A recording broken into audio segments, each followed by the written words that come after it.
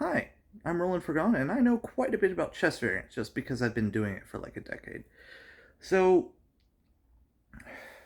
we were discussing the value of really strong pieces and how there's a weird ceiling that squishes them down. For example, let's use the Amazon, the piece that moves like both a queen and a knight. The way normal piece value math works is you take the value of any of the component movements, you add them together, and then you add a combination bonus, right?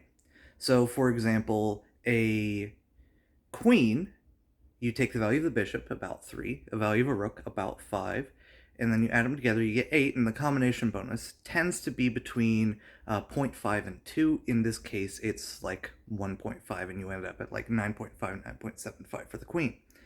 If you do this for the Amazon, add a knight movement, you expect 9 and 9.75 plus 3 for the knight. You're already at 12.75. Add a combination bonus, probably about 1. You should be at about 14. But what happens is the value is actually 12. And there's a good reason for that. So let's imagine the strongest piece you could possibly create played in a game with the strongest engines that could ever exist. You use every piece of resource in the known universe to play this game. But one of the pieces, you just make it able to move anywhere. It could capture anything. Oh no, on move 0, you've already been checkmated just because you happen to go second. This is the peak, the absolute pinnacle of piece strength. It has essentially infinite strength.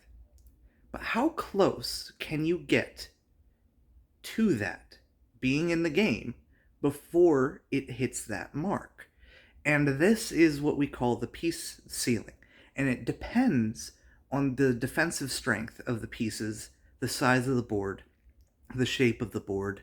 There's a bunch of factors, but essentially, you're able to tone it back. And it turns out for 8x8 chess, that ceiling is at about 13, 14, right? Once you're above that, you end up essentially in a mating puzzle that needs to be solved most of the time just because you placed that piece on the board. So, because you're close to that ceiling of like 13, 14, 15 in Western chess,